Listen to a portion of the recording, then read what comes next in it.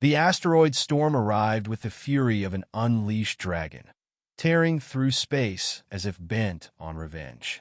Captain Maia Sterling had precisely 6 seconds to acknowledge that her meticulous contingency planning was utterly useless against this cosmic chaos. "Status report," she shouted, her voice cutting through the cacophony of klaxons in the cockpit of the Wandering Star, a ship that had seen better days. Her hands moved instinctively over the holographic controls, her blue-green eyes scanning for anything salvageable from the storm's onslaught.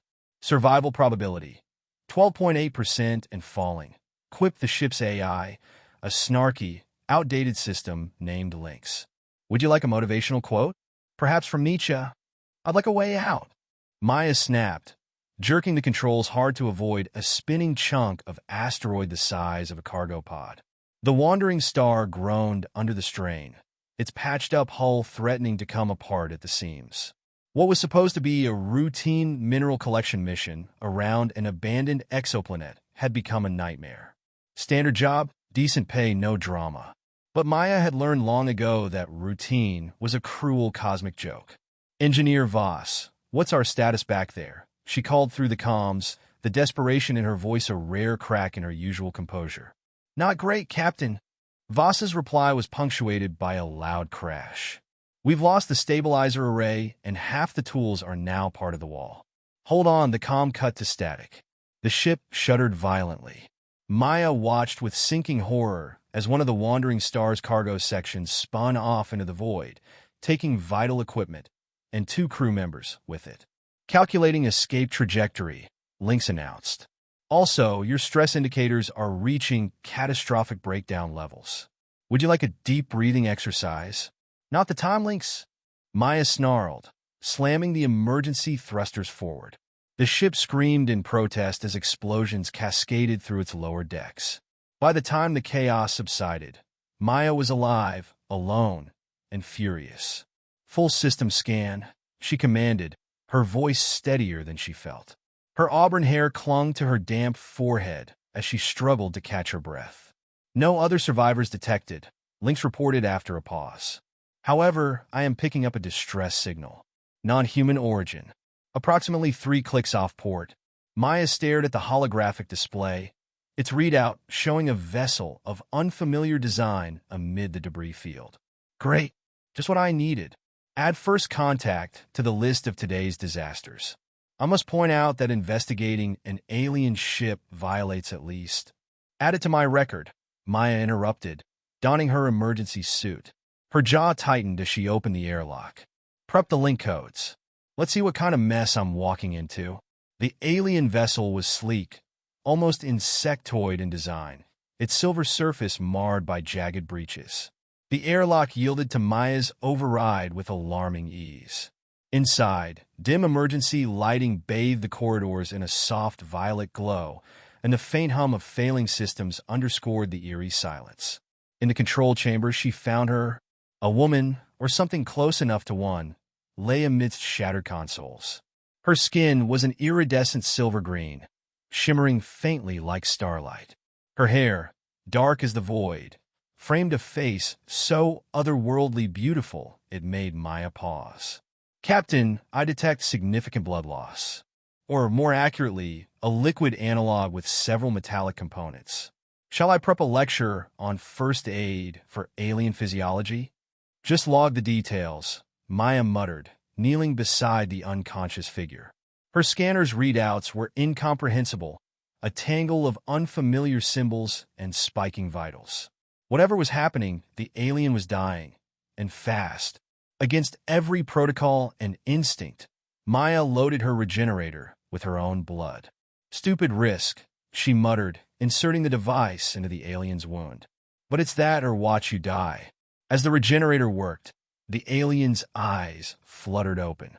They glowed like molten gold, locking onto Maia with an intensity that pinned her in place. "You." Her voice was soft, resonant. "You've done something irreversible. I saved your life," Maia said cautiously. "You're welcome." The alien shook her head, pain flickering across her luminous features.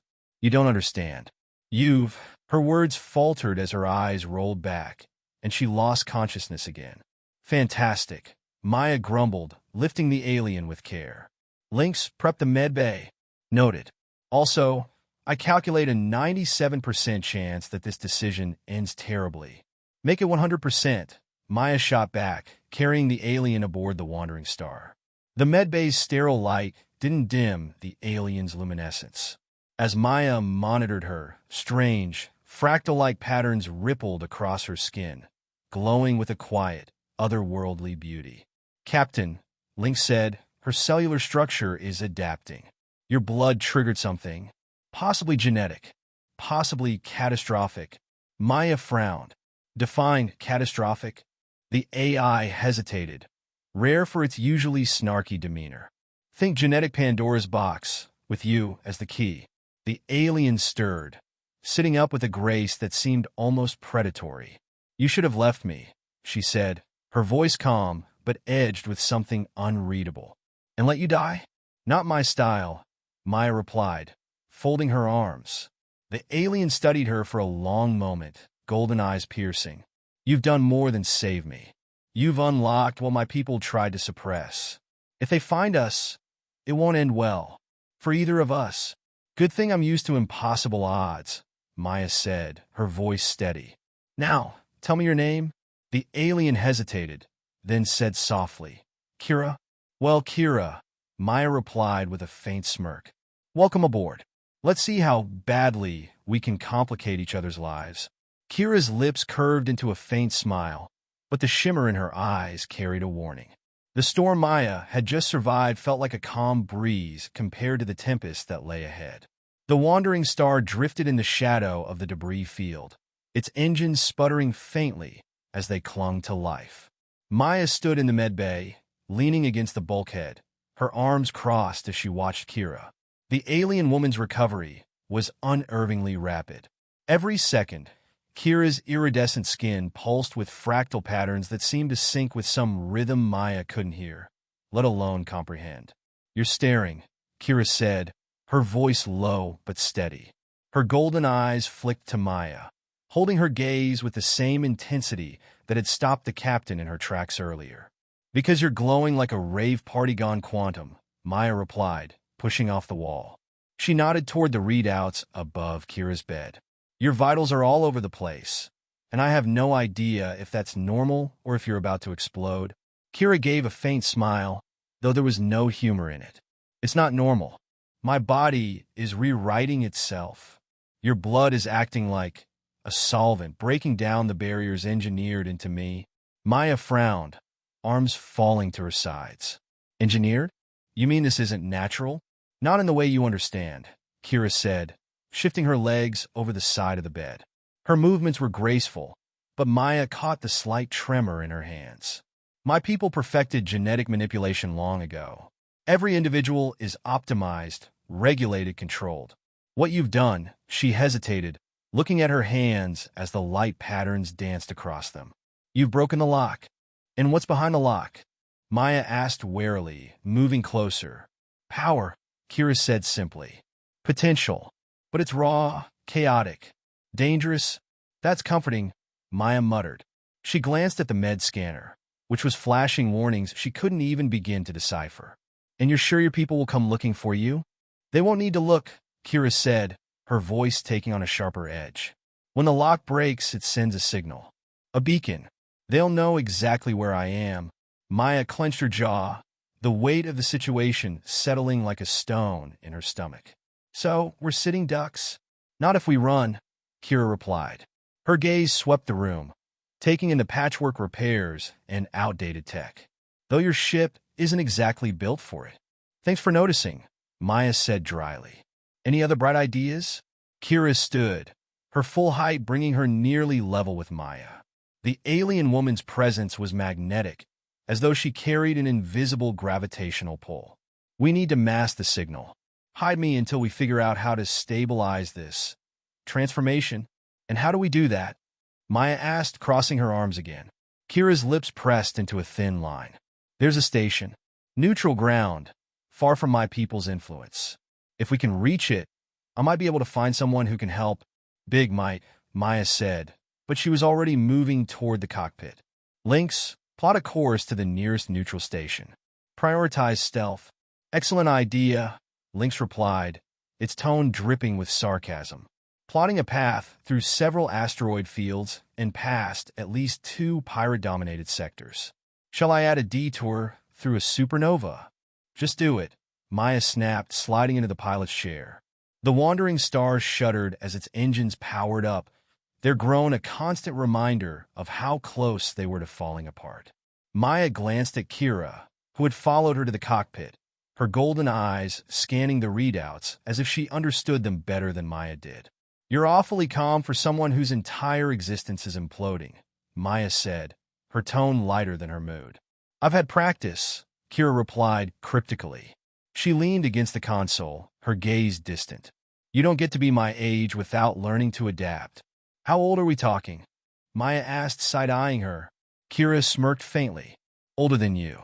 Let's leave it at that. Before Maia could press further, Lynx interrupted. Captain, I'm detecting multiple vessels approaching. Their signatures match known configurations of the Enforcers. Alien military ships. Maia's stomach sank. How long until they're in range? Minutes, Lynx replied. Perhaps less if they're in a hurry. Kira's expression hardened. They found us. We need to move now. Already on it, Maia said, slamming the thrusters forward. The wandering star lurched violently, throwing Kira against the bulkhead. Careful, Kira hissed, catching herself. This bucket of bolts doesn't do careful, Maia shot back, her hands flying over the controls. Lynx, give me a projection on their trajectory. They're closing in fast, Lynx said, a note of urgency creeping into its usually sardonic tone. And unless you have a miracle tucked away, they'll overtake us. Kira stepped closer to the controls, her glowing skin casting faint patterns on the walls. If we can't outrun them, we'll have to confuse them. Confuse a fleet of military ships? Great plan, Maia said. Got any specifics? Kira's lips twitched in something almost like amusement. Trust me? Maia hesitated, then nodded. Fine. What do you need? Kira pointed to the navigational controls. Head for that asteroid field. I'll do the rest. You better, Maia said, veering the ship sharply toward the field. The wandering star rattled as it entered the dense cluster of rocks. Warning lights flared across the console, but Maia held steady. Kira closed her eyes, and the patterns on her skin began to shift faster, brighter. A low hum filled the cockpit, resonating in Maia's bones. She watched, equal parts fascinated and unnerved, as Kira extended her hands toward the console. The lights dimmed, and the ship's systems flickered. What are you doing? Maia demanded.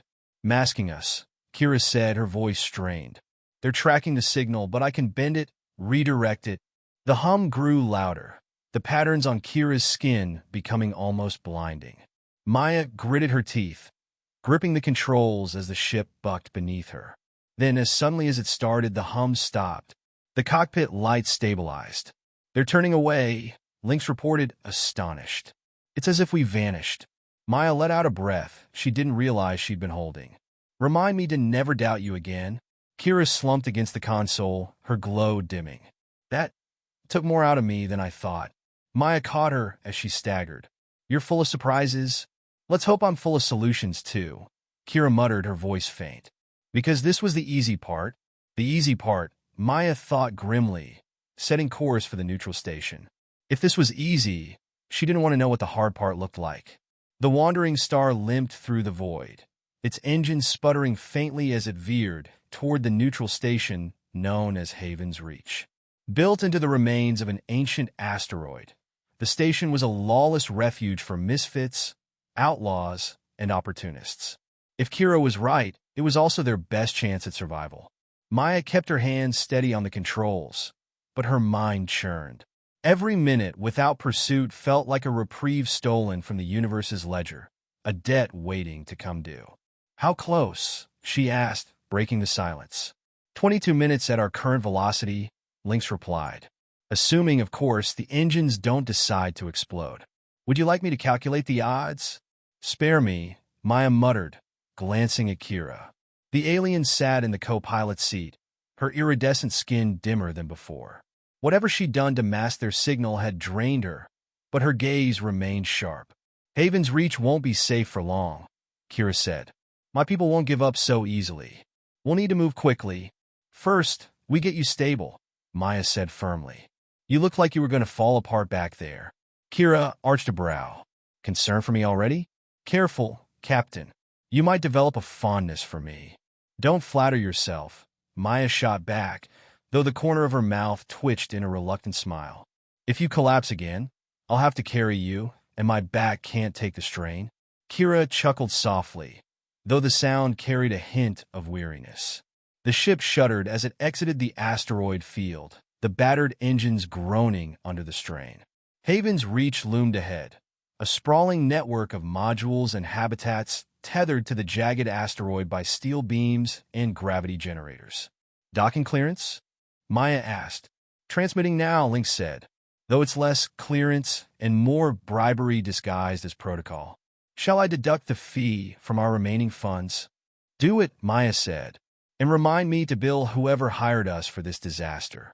The docking clamps engaged with a metallic clang, locking the wandering star into place. Maia stood, grabbing her sidearm and strapping it to her thigh. You're armed, Kira observed, her golden eyes narrowing. Haven's Reach doesn't believe in security, Maia said. Everyone fends for themselves. A weapon's the closest thing to diplomacy. Charming, Kira said dryly, rising to follow. Her movements were fluid but slower than before, and Maia caught her swaying slightly. You sure you're good to walk? Maia asked, eyeing her. I've faced worse, Kira said, though her voice lacked its usual edge. That's not a yes, Maia muttered, but she didn't push. The airlock hissed open, revealing the chaos of Haven's Reach. The station was a sensory overload. Neon signs flickering above market stalls, the clamor of traders hawking wares, the scent of unidentifiable food mingling with the sharp tang of ozone. Kira drew the hood of her cloak over her head, shielding her glowing skin from prying eyes. Maia led the way, weaving through the crowd with practiced ease. We need a medic, Maia said, scanning the stalls for familiar faces. Someone who won't ask questions? Kira's gaze flicked around the bustling station, her movements deliberate but tense. And someone who won't sell us out the moment they figure out what I am. That too, Maia agreed. They stopped at a corner stall where a wiry man tinkered with a cluster of rusted cybernetic limbs. His mismatched eyes, a cybernetic implant on the left, a bloodshot natural eye on the right, glinted as he noticed Maia. Well, he said, his voice oily with amusement. Captain Sterling. Thought you were dead. Not for lack of trying, Red, Maia said. I need a favor. Favors cost extra, Red said, leaning forward. His gaze flicked to Kira, lingering on her concealed face. And your friend here looks like she's got secrets. Secrets cost double. Do it, Maia said, tossing a credit chip onto the counter. You didn't see us. You didn't ask questions. Red plucked the chip with a grin, motioning them to a back room. I like doing business with you, Sterling. The room was cluttered with diagnostic machines and medical tools that looked barely functional. Red gestured to a chair, and Kira hesitated before sitting. What's the problem? Red asked, already pulling on gloves. Don't ask, Maia said sharply. Red shrugged. Fair enough. He ran a scanner over Kira, his brow furrowing as he read the results. Interesting, he muttered. Don't, Maia warned. Red raised his hands in mock surrender. Relax. Your secret's safe. But whatever's going on with her, it's volatile. Her biometrics are off the charts. You sure you didn't pick her up in a radiation zone? Just patch her up, Maia said. Patching up is easy, Red said, grabbing a syringe filled with an amber liquid. But I'd get moving if I were you. If anyone gets wind of this, you're both screwed. Already on it, Maia said. The syringe hissed as Red administered it to Kira, who winced but remained silent. That'll stabilize her. For now, Red said, stepping back. But you're on borrowed time. Story of my life, Maia muttered, helping Kira to her feet. As they left the stall, Kira pulled her hood tighter. We can't stay here long. The beacon won't stop broadcasting. They'll come. We'll move, Maia said. But first, you're going to tell me everything. No more half answers. Kira glanced at her, the glow in her eyes dim but resolute. You might not like what you hear. Maya's jaw tightened. I already don't. Back aboard the Wandering Star, Kira sat at the table in the dimly lit galley. Maya leaned against the wall, her arms crossed. Start talking, Maya said. What's the deal with your people? Why are they so desperate to control you? Kira's gaze dropped to the table. My kind, we were made, not born, designed to be perfect, obedient. But there were side effects. Side effects. Maya prompted. Power, Kira said, her voice quiet. The kind that scares even those who created us. They locked it away, engineered safeguards. Anyone who breaks those locks becomes a threat. And threats are eliminated. Maya let out a slow breath. So, saving you put a target on both our backs. Kira met her eyes, her expression unreadable. Yes, and it's a target that won't go away. Maya stared at her for a long moment, then straightened. Then we'd better make sure they can't find us. Kira's lips curved into a faint, grateful smile. You're stubborn, Captain? You have no idea, Maya said, turning to the cockpit. Lynx, plot us a course. Somewhere off the grid. Off the grid? Lynx echoed. Ah, the ever-popular plan of run and hope. Just do it, Maya snapped. As the Wandering Star powered up, Maya couldn't shake the feeling that the storm they'd left behind was nothing compared to what was coming. The Wandering Star's engines hummed softly, pushing the ship into the endless black beyond Haven's reach. Maya stood in the cockpit, staring at the swirling charts of potential destinations Lynx had pulled up on the main console. Each was marked with the same grim statistic: high risk of detection. This isn't much of a getaway, she muttered. It's a big galaxy, Captain, Lynx replied, his voice laced with synthetic calm. But not big enough to hide from someone with enough resources and a grudge. May I recommend becoming someone they'd rather forget? Maya didn't answer. Her gaze shifted to the reflection in the cockpit window, where Kira leaned silently against the wall, her hood still drawn up. The alien's iridescent glow was faint now, almost invisible in the dim light, but Maya felt the weight of her presence. We need options, Maya said finally, turning to face her. And I mean real ones. Running isn't going to cut it if your people can track you across star systems. Kira looked up, her golden eyes piercing even in shadow. You want options? Then you need to understand what we're dealing with. Start explaining, Maya said, crossing her arms. Kira stepped forward, her movements deliberate but burdened by exhaustion. She placed her hands on the console, staring at the galaxy map with an intensity that made Maya uneasy. My people, the Valen, have mastered biological engineering. Every cell in my body, every thought in my mind is a product of their control. We're soldiers, diplomats, and weapons all in one. But they don't just make us, they leash us. Leashes can be cut, Maya said, her tone sharper than intended. Kira shook her head. Not like this. They use a beacon network hidden across the galaxy. Every Valen is bound to it. The moment one of us steps out of line, she trailed off, and Maya's stomach tightened.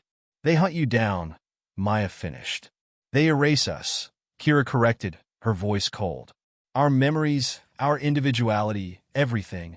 I'm alive because I managed to sever my connection to the nearest beacon, but it's temporary. They'll know where I was last, and they'll come for me. And this beacon network? It's not something we can shut down. Kira's laughter was bitter. You think I haven't tried? They're scattered across systems, protected by the most advanced defenses you can imagine. Even if we knew where to find them, it would take an army to bring one down. Good thing I'm stubborn, Maya said, her jaw tightening. Stubbornness won't win this fight, Kira said. But there might be another way. Maya raised a brow. I'm listening. Kira hesitated, then reached into her cloak, pulling out a small, crystalline device.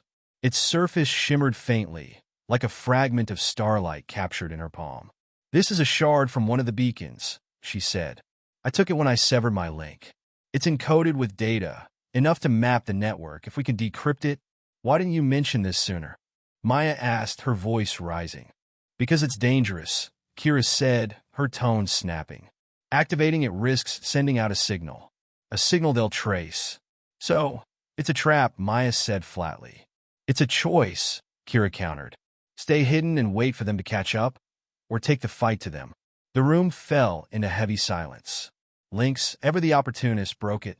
Not to interject, he said, but decrypting alien technology sounds like an exhilarating way to expedite our demise. Shall I begin preparations? Quiet, Lynx, Maya snapped. She turned back to Kira, her mind racing. If we do this, where would we even start? There's a man, Kira said reluctantly. An information broker named Dax Raval. He deals in black market tech and data. If anyone can decrypt this, it's him. And the catch. He's unpredictable, Kira said. And he doesn't work cheap? Maya sighed, rubbing her temples. Wonderful. Where do we find him? His last known base was on Obelus Station, Kira said. But that was months ago. If he's moved, let's hope he hasn't, Maya said. Lynx, plot a course to Obelus. Plotting now, Lynx said, the star map shifting to display their new destination. And might I say, I'm thrilled to be hurtling toward a probable double-cross. Maya ignored him, turning to Kira. You'd better hope this works. It's our only chance, Kira said. As the wandering star neared Obelus Station, Maya's unease grew. The station floated in the shadow of a gas giant. Its skeletal structure a chaotic tangle of scaffolding and modular habitats. Charming, Maya muttered as they docked. Charming is a strong word, Lynx quipped. The docking bay was as grimy and chaotic as Haven's Reach, but the air was heavier here, laced with tension. Kira adjusted her hood, her gaze scanning the area. This way, she said, leading Maya through the bustling corridors. Dax's hideout was deep within the station, a dimly lit chamber filled with monitors and data cores. The man himself was slouched in a swivel chair, his sharp features illuminated by the flickering glow of holographic displays. His hair was a riot of dark curls, and his grin was equal parts charm and menace. Kira, he said, his voice dripping with faux warmth. You brought a friend. How thoughtful. We need your help, Dax, Kira said without preamble, placing the shard on the table. Dax's eyes lit up as he picked it up, turning it over in his hands. Interesting. And dangerous. What's in it for me? Your usual fee, Kira said tightly. Dax leaned back, his grin widening. Oh, this isn't usual, darling. This is something special. It'll cost you. How much? Maya asked, her patience wearing thin. Everything, Dax said with a wink. Before Maya could respond, the monitors around them flickered, and a voice crackled through the speakers. We found you, Kira. Kira's face went pale.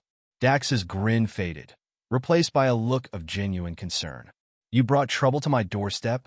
Decrypt the shard, Kira said, her voice urgent. Now! Outside, the sound of approaching boots echoed through the station. Looks like we're out of time, Maya muttered, drawing her sidearm.